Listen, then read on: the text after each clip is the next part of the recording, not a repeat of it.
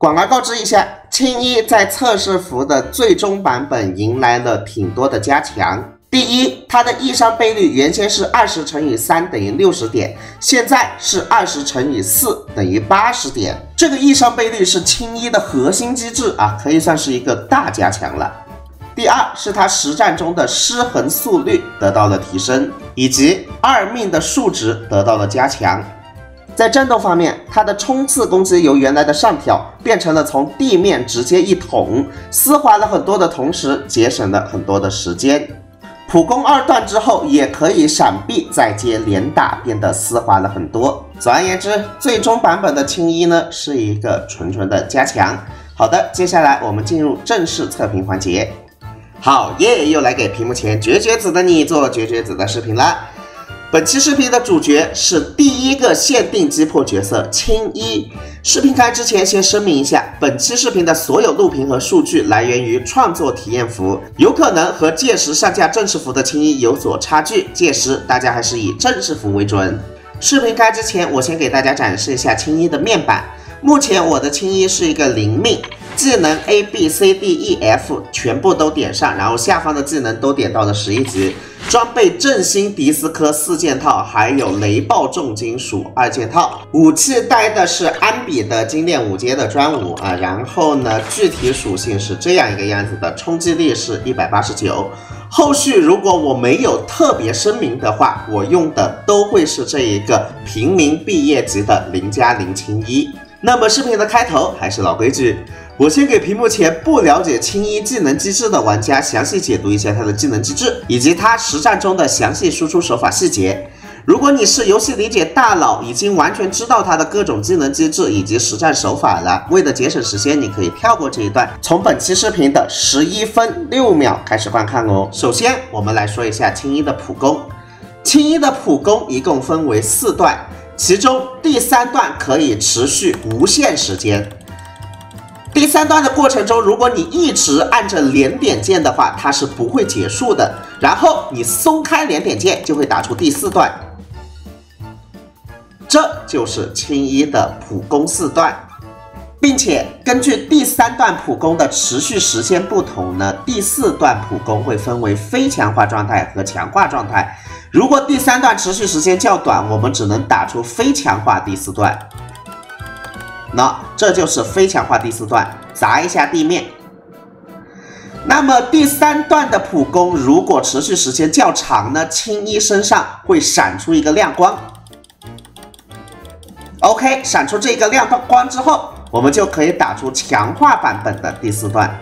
强化版的第4段，不管是伤害倍率还是失衡倍率，都是非强化版的2倍。接下来给大家展示它的 E 技能。非强化 E 技能呢，就是平平无奇的电系伤害，没什么好说的，实战中基本用不到。而能量足够的时候，可以释放强化 E 技能。强化 E 技能的失衡倍率是非强化 E 技能的7倍。使用强化 E 技能之后，在空中转圈圈，然后打出失衡倍率不俗的电系属性伤害。同时，强化 E 技能分为点按和长按2种版本。点按强化 E 技能呢，消耗的能量较少，然后打出的失衡值也会比较少。我们点按一下，消耗了50%的能量，然后打出了17点的失衡值。但是如果我们长按 E 技能的话，它就会额外消耗1点能量，同时打出的失衡值会变多。那这里打了23点的失衡值。屏幕前的你可以根据自己的需要自行取舍点按还是长按。实战中个人比较喜欢长按强化特殊技啊，因为呢强化特殊技期间是有无敌效果的，长按可以让这个无敌效果的持续时间提升。接下来来说它的闪避反击还有支援突击。闪避反击和支援突击都很容易理解了，总而言之就是闪避之后还有格挡之后，对对面造成大量失衡值的电属性伤害。然而，青衣的闪避反击可比支援突击要重要的多，因为青衣的闪避反击能无缝衔接它的普攻第3段，看见没有？直接无缝衔接第3段，继续闪避，无缝衔接第3段。第并且我们不需要有前置的第一段和第二段的操作，我们直接闪避也能无缝进入第三段，这就是青衣闪避反击的一个含金量。接下来我们来看一下青衣的连携技和终结技。连携技和终结技的伤害倍率呢是高的，但是它毕竟只是一个击破角色，总体伤害还是不如强攻角色的，所以青衣的连携技的话，使用频次呢也比较少，出现了的话点一下连携技就可以了。那终结技基本上是用不到的，终结技还是留给其他强攻角色。好的，接下来进入本期视频的重头戏，青衣的长按普攻。它的头像下方有一个能量条，这一个能量条达到75%之后呢，我们就可以使用5段长按普攻。长按普攻拥有非常高的失衡倍率，同时如果我们的能量条超过75%越多，这一个失衡倍率也会随之提升的更高，并且使用长按普攻的时候会瞬间清空所有的能量槽。那么青衣要怎么才能积攒头像底下的这一个能量条呢？很简单，它只要打出电属性伤害就能积攒这个能量，所有电属性伤害都能积攒，不管是强化 E 技能，还是 E 技能，还是连携技、闪避反击、格挡反击、终结技都可以攒这个条。但是实战中用到最多的就是使用普攻的第三段。普攻的第三段积攒的是最快的，积攒满了之后长按普攻，一次性打出所有强化长按普攻就可以了。这个长按普攻不仅失衡倍率很高，并且它在命中敌人的时候会给敌人施加叫做击符的一个 buff， 最多叠加20层，每一层的击符可以让敌人在失衡的时候易伤倍率增加3%，也就是被青衣打进失衡的敌人呢，他会拥有60%的易伤倍率提升。给大家做一段详细对比，如果我用其他击破手把敌人打进失衡，敌人的易伤倍率会变成150%，在150%的加持下，11号尾刀的伤害是19250。但是如果我用青衣把敌人打进失衡的话，易伤倍率从150%变成了209%。这个时候我们如果用11号砍，尾刀伤害就变成了26950，比起普通击破手整整增伤了40%。但你先别急，我这里还可以给他换上专武，专武还能进一步提升全队伤害。这一次专武的提升还蛮多的，我在这里直接给大家剧透了。带上了专武之后的青衣呢，11号的尾刀伤害直逼30799，对比普通击破手提升幅度达到了60%。然而刚刚展示的只是加强前的伤害，青衣在加强后把怪打进失衡的倍率从209变成了230%。这样对比普通击破手整整提升了75%，对比加强前的自己提升了10%。后续的录屏大家记得自行在脑海中加上这10%，才是青衣的实际表现哦。除了能给全队带来大量的易伤以外，青衣对比其他击破手还有一个优点，那就是它本身的战场伤害比其他击破手要更高。首先，青衣的击符 buff 不仅能给敌人带来易伤，同时还能进一步增加他的连携技的伤害，每一层增加3%。不仅如此，青衣的额外能力阳光3叠还可以让他的冲击力转磨成攻击力，每一点冲击力呢会使自身攻击力提高6点，最多提升600点，这都让青衣的战场输出得到了很大的提升。总结下来，青衣身为一个限定击破手，对比其他传统击破手有以下3个优点，大家可以截个图消化一下。那么青衣在实战中的具体操作手法是怎么样的呢？很简单，首先青衣也遵循绝区0其他通用角色的输出手法，那就是哪里亮的点哪里，连携技亮的点连携，格挡亮的点格挡，强化1技能有了就放强化1技能。在满足第一点的前提下，实战不断的使用第3段普攻累计能量，在这个过程中，对面要打我们只需要点右键进行闪避，闪避后继续接第3段普攻积累能量就可以了。能量达到100%之后，消耗所有能量，释放长按普攻。最后，在长按普攻的过程中，如果对面又要打我们了，我们别傻乎乎的继续长按，在敌人亮光的瞬间松开长按的普攻键，这样我们就会自动闪避加打出最后一段长按普攻，收益伤害和易伤倍率和打满长按普攻是一样的，而且更省时间。最后再补充一点。对比其他击破手，青衣更适合进行一个全程战场。对于青衣队伍来说，如果对面的敌人亮光了，我不推荐使用空格进行切人打格挡反击，我个人更推荐用右键进行闪避打闪避反击，然后把敌人打进失衡之后，再切出爆发型的角色进行一个瞬间爆发，比方说朱渊啊，还有11号啊什么的啊。所以青衣其实和鲨鱼妹的这样的平滑输出型强攻适配值呢，并不是那么高。个人觉得，如果你的鲨鱼妹有狼哥了，是不用去抽青衣的；没有狼哥的话，可以考虑抽一个青衣。以上就是青衣的所有机制加上实战具体操作手法的解读了，希望对你有所帮助。接下来我们进入实战环节，先给大家展示最适合青衣的这一个队伍，那就是青衣加朱渊加上妮可作为一个辅助，给大家展示下队伍里所有角色的一个面板。这是青衣的面板，这是朱渊的面板。青衣是0+0的，朱渊是0+1的，然后妮可这边是6命的一个妮可啊。首先，我们先以训练场里的卫士2型作为靶子。卫士2型70级其实是很硬的，你不要看不起训练场啊。等一下再给大家打其他高难副本。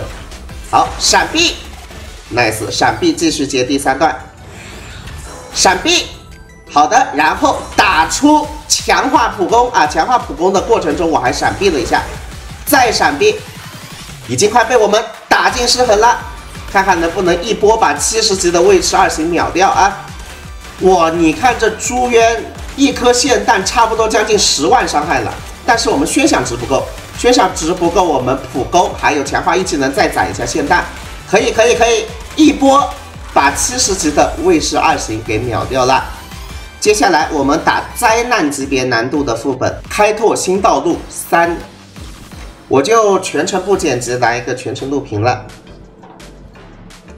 哦，有一说一，青衣的这小肚子真色呀，我喜欢。右边有一个塔纳托斯，我们先把塔纳托斯给带走。好，闪避。青衣的这个闪避的手感是真的好，我不说什么。来闪避，看见没有？就算是不亮黄光的那个闪避，我也轻轻松松的能打出来。好的，要进失衡了。妮可出来增个伤，朱渊一波带走。好嘞，只剩塔纳托斯了啊！来，哎呦，失误了，我的强化一技能打空了，我服了。来。好的，你看看这个爆发伤害，来。不过，哎呀，我这朱渊霰弹不多了，等一下把宣享值留给朱渊啊。依然是先带走塔纳托斯，瞬移怪塔纳托斯实在是太烦了。好，闪避，再加一个强化一技能，塔纳托斯886，来4颗霰弹，轻轻松松带走。然后最后最硬的这一只狮子。我们把大招留给他啊！这个狮子它的失衡条也是非常的硬。哎呦，我还被他打了一下，刚刚还打空了好多，这操作失误太多了。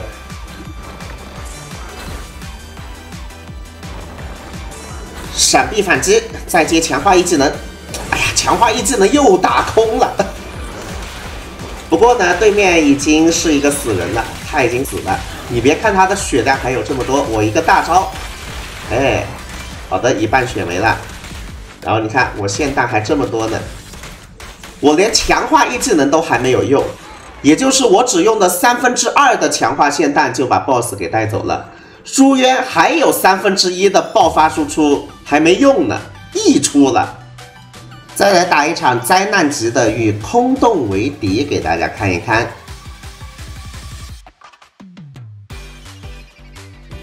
依然是全程不剪辑了。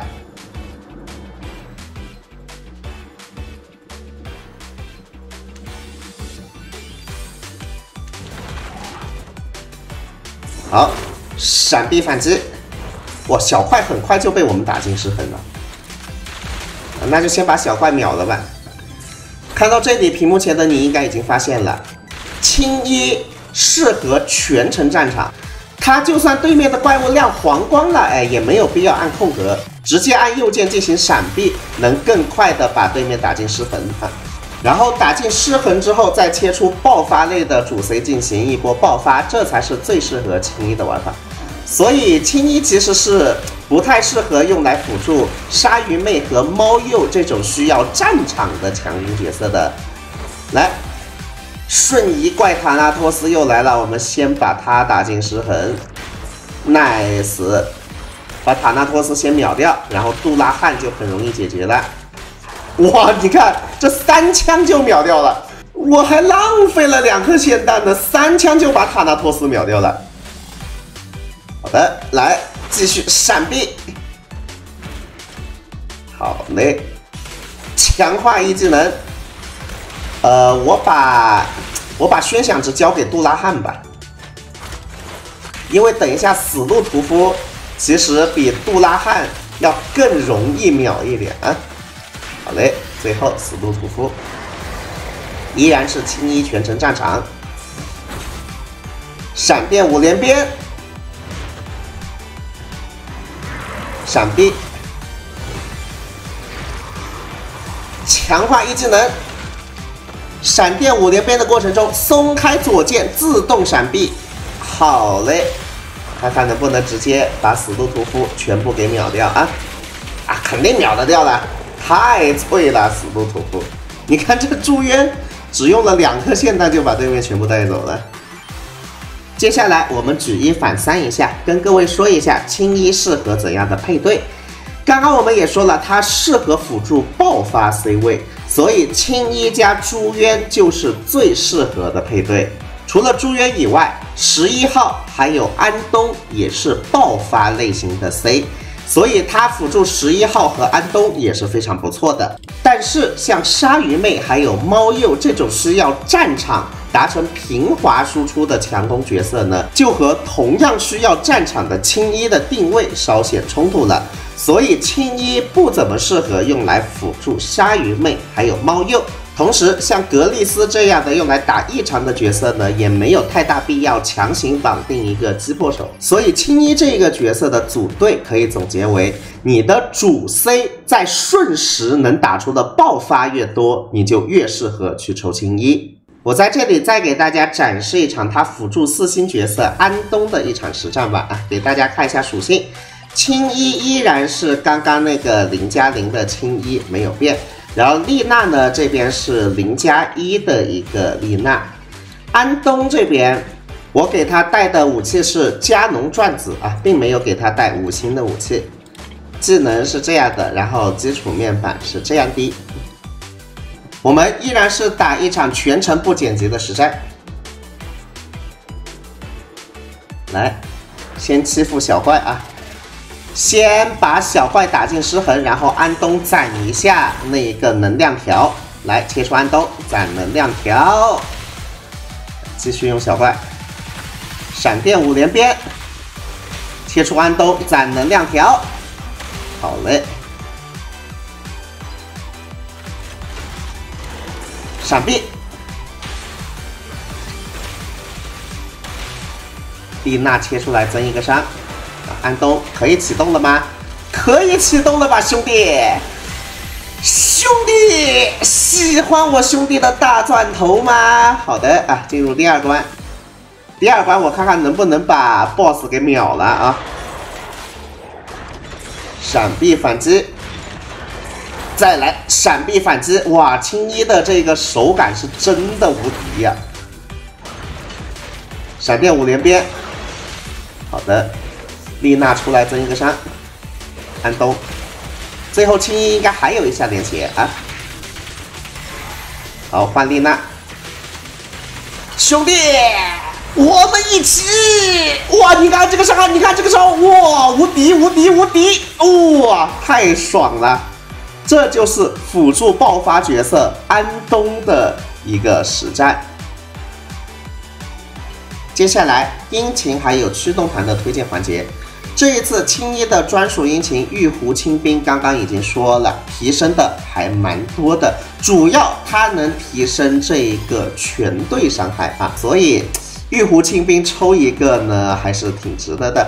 那没有玉壶清兵的话，如果你要走伤害流，那就使用安比的殷勤德玛拉电池2型。如果你要走击破流，那就使用莱卡恩的殷勤拘束者啊，还有那个燃狱齿轮也是可以的。至于其他4星都不如安比的德玛拉电池2型啊。总而言之，有德玛拉电池2型就用它就完事儿啦。驱动盘方面，4件套振兴迪斯科，2件套雷暴重金属非常固定。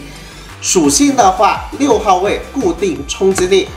5号位固定电属性加成，至于4号位的话，我个人推荐双爆啊，因为现在呢，异常队呢是暂时不推荐用青衣的，所以双爆呢是最普遍使用的，而其他副属性的话也堆双爆和攻击力就可以了。以上就是灵命的青衣的一个详细评测了，希望对你有所帮助。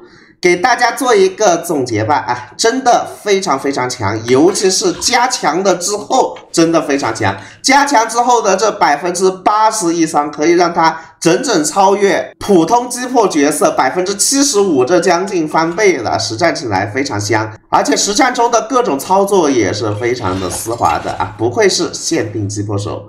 那么它的一些隐化提升呢，我届时会在视频的2P 给大家带来，还请大家保持期待。最后祝大家欧气满满，身体健康，再见。